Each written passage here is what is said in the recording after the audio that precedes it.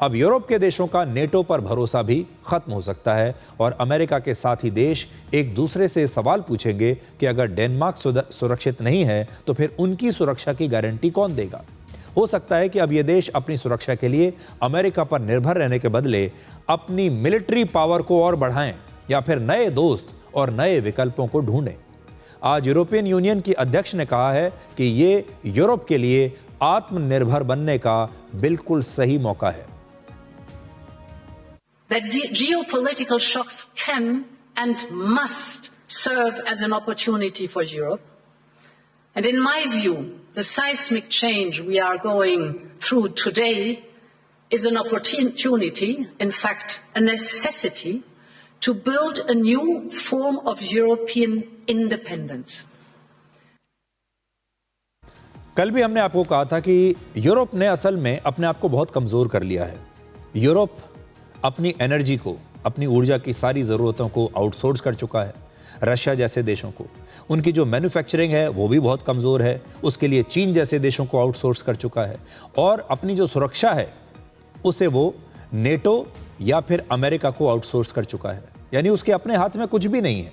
और ये सही वक्त है, जैसा कि उन्होंने कहा, कि अब यूरोपीय देशों को, ईयू को अब आत्मनिर्भर होना पड़ेगा ताकि ये सारे देश उन्हें धमका न सके। राष्ट्रपति ट्रंप पहले ही कह चुके हैं कि अगर अमेरिका को ग्रीनलैंड नहीं मिला तो वो यूरोप के 8 देशों पर 1 फरवरी से 10% अतिरिक्त टैरिफ लगाएंगे और फिर 1 जून से इसे बढ़ाकर 25% कर देंगे, यानी उतना ही कर देंगे जितना उन्होंने भारत पर एक्स्ट्रा 25% किया हुआ है रशिया से तेल खरीदने के लिए।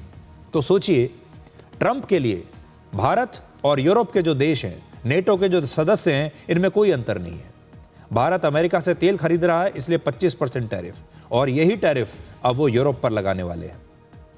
इस धमकी के बाद ईयू की अध्यक्ष ने स्विट्जरलैंड के डावोस में आज कहा कि वो अगले हफ्ते भारत के साथ एक ऐतिहासिक ट्रेड डील करने वाली है और इसे वो मदर ऑफ ऑल डील्स, यानी सबसे बड़ी डील कह रही है। Right after Davos, the next weekend, I will travel to India. There's still work to do, but we are on the cusp of a historic trade agreement. Indeed, some call it the mother of all deals. One that would create a market of 2 billion people, accounting for almost a quarter of global GDP.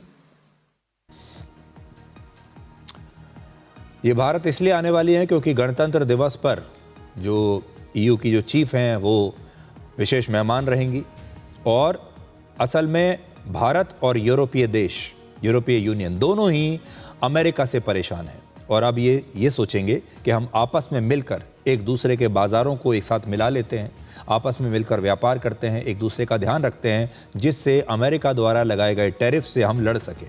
इस समय भारत और European union के बीच free trade agreement यानी FTA के लिए बातचीत बिल्कुल final round में है और इस एफटीए पर हस्ताक्षर होने के बाद भारत की pharma industry, textile, jewellery, steel और ऑटोमोबाइल जैसे सेक्टर्स को बहुत फ़ायदा हो सकता है।